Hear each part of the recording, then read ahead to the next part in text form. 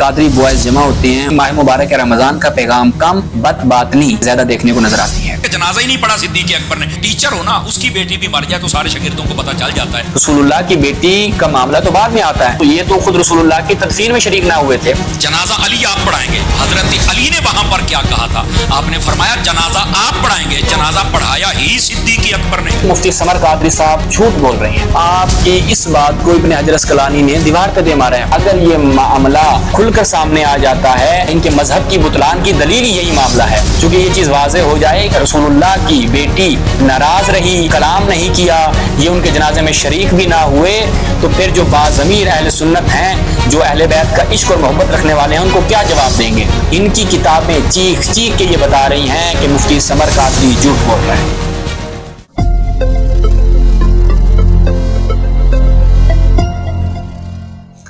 बिस्मिल्लाहिर्रहमानिर्रहीम। मोमिनीन इकराम, माह मुबारक रमजान में सोशल मीडिया पर एक चैनल हमें बहुत ही ज्यादा एक्टिव नजर आता है कि जिसमें कुछ कादरी बॉयज जमा होते हैं और मुख्तलिफ अनावीन पर गुफ्तगू करते हैं, और उस प्रोग्राम में माह मुबारक रमजान का पैगाम कम और उनकी बदबातनी जो है वो हमें ज्यादा देखने को नजर आती है, और उसका वो इजहार बहुत ज्यादा करते हैं। ऐसे ही हमें एक मुफ्ती समर कादरी साहब जो उस प्रोग्राम में मौजूद होते हैं, वो गुफ्तगू करते हैं, और वो क्या गुफ्तगू करते हैं, एक क्लिप हमें मौसूल हुआ है। सबसे पहले आप उनका वो क्लिप समाअत फरमाएं, उसके बाद हम उसका जवाब अर्ज करते हैं। जिस दिन सैयदा पाक ने पर्दा फरमाया है ना, बाज लोग तो कहते हैं ना कि जनाजा ही नहीं पढ़ा सिद्दीक अकबर ने, पता ही नहीं था। मैंने कहा यार जालिमो, ऐसा अंधेर ना करो यार। आप किसी एक यानी टीचर हो ना, उसकी बेटी भी मर जाए तो सारे शागिर्दों को पता चल जाता है। आज नबी की बेटी ने पर्दा किया, नबी के सहाबियों को नहीं पता।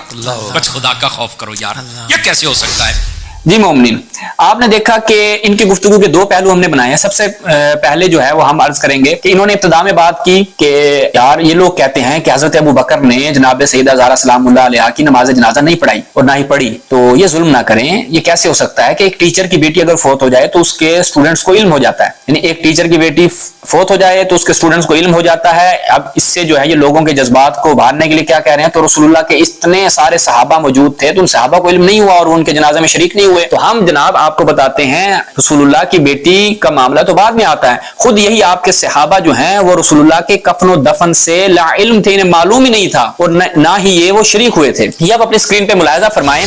मुसन्नफ इब्न अबी शैबा की ये रिवायत है और सनद इसकी बिल्कुल सही है। क्या है जी? हजरत अबू बकर और उमर अन्ना अबा बकर व उमर लम यशहदा दफन नबी, कि हजरत अबू बकर और उमर जो हैं वो रसूलुल्लाह के दफन के शाहिद ना थे, यानी वो वहां पे मौजूद ना थे। कहाँ थे जनाब? ये कान फिल अंसार, ये अंसार में मौजूद थे, और रसूलुल्लाह को दफन कर दिया गया इनके आने से पहले। जब तक ये वापस आए उससे पहले रसूलुल्लाह की तजहीज़ व तकफीन व तदफीन हो चुकी थी।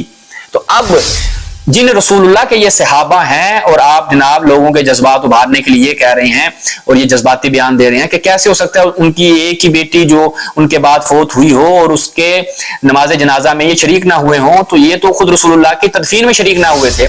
उसके बाद आप आ जाए, हजरत आयशा क्या फरमा रही हैं? हजरत आयशा कहती हैं वल्लाह, खुदा की कसम, मा अलिमना बिदफन रसूलुल्लाह सल्लल्लाहु अलैहि वसल्लम, कि हमें रसूलुल्लाह के दफन का इल्म ही ना हुआ। कब तक इल्म ना हुआ उन्हें?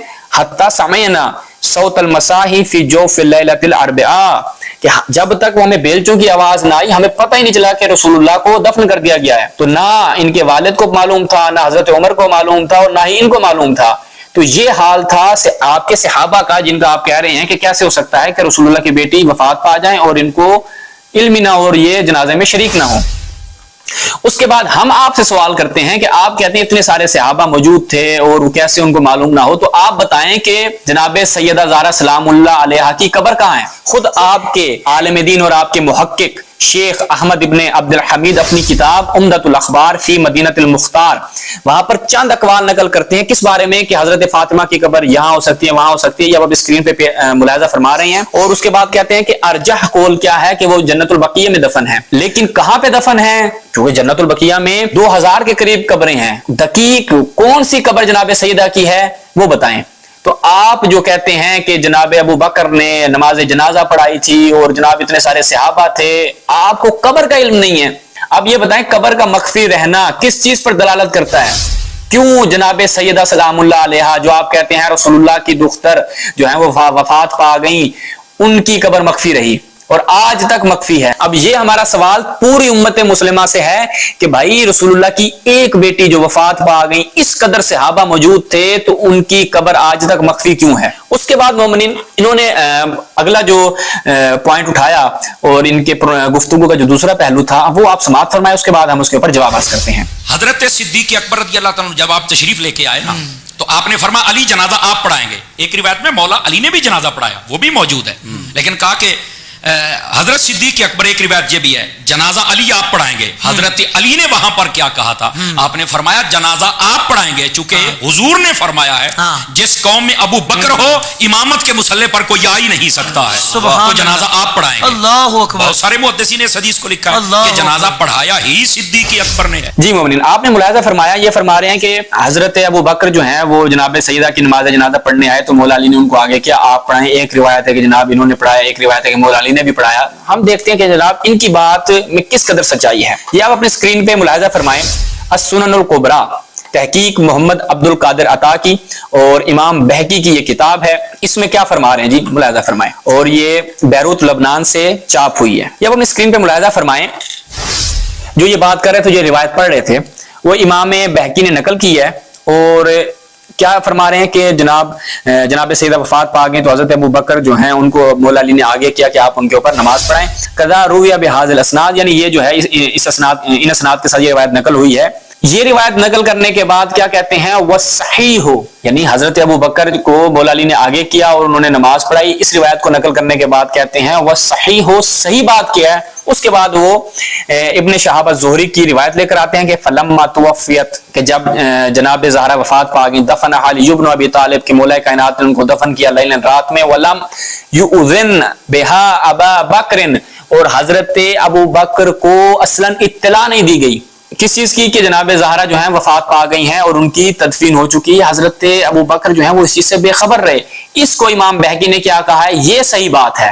وہ جو سمر قادری صاحب بیان کر رہے تھے انہوں نے نقل کی ہے، اس کے بعد کیا کہا ہے؟ یہ بات ٹھیک نہیں ہے، بلکہ ٹھیک بات کیا ہے کہ حضرت ابو بکر کو اصلاً اطلاع ہی نہیں تھی. اس کے بعد مومنین آگے بڑھتے ہیں.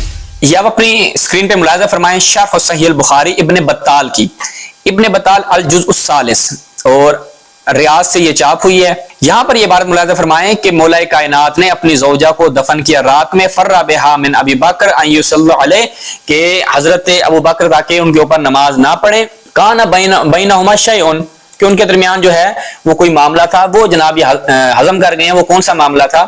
پھر آگے کیا فرماتے ہیں؟ وقال اوصته فاطمہ بذلک، جناب زہرا نے یہ وصیت کی تھی کہ یہ اشخاص جو ہیں، یہ افراد جو ہیں وہ میری نماز جنازہ میں شریک نہ ہوں. یہ جناب زہرا کی وصیت تھی.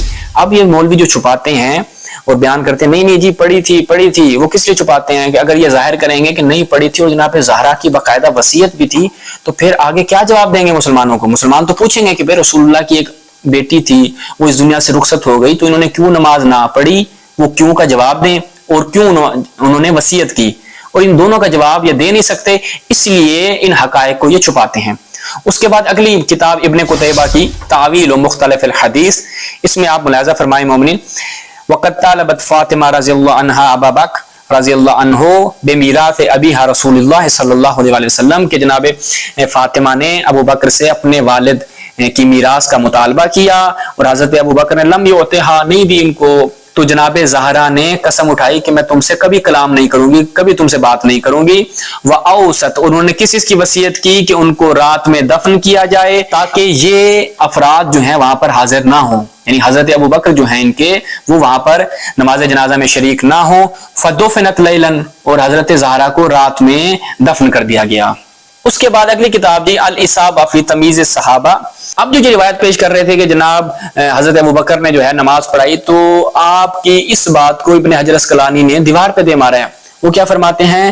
یہ جو کہا جاتا ہے قال صلی ابو بکر علی فاطمہ، کہ حضرت ابو بکر نے حضرت فاطمہ پر نماز پڑھی. وہذا فیہ ضعف وانقطاع، یعنی یہ روایت کیا ہے؟ ضعیف ہے اور اس میں انقطاع پایا جاتا ہے. تو جناب آپ جو استدلال کر رہے ہیں اور جو بات آپ کر رہے ہیں اس کو تو رد کر دیا کس نے؟ ابن حجر اسقلانی نے.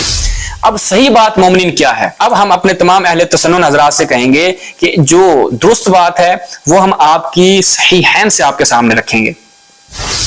یہ آپ سب سے پہلے تو صحیح بخاری کو ملاحظہ فرمائیں. صحیح بخاری کتاب المغازی فوجدت فاطمۃ علی ابی بکر کہ حضرت فاطمہ جو ہیں وہ غضبناک ہوئی ابو بکر پر، اور کیا کہا کہ میں تم سے کبھی کلام نہیں کروں گی یہاں تک کہ حضرت زہرا وفات پا گئی. وعاشت بعد النبی 6 اشہر، اور جناب زہرا جو ہیں وہ رسول اللہ کے بعد 6 ماہ زندہ رہیں. فلما توفیت دفنها زوجها علی لیلا، جب حضرت زہرا وفات پا گئیں تو ان کے شوہر علی نے آپ کو رات میں دفن کیا. ولم یؤذن بها ابا بکر وصلی علیہا، اور حضرت ابو بکر کو اصلاً اطلاع ہی نہیں دی گئی کہ وہ آئیں اور نماز پڑھیں. یہ تھی صحیح بخاری.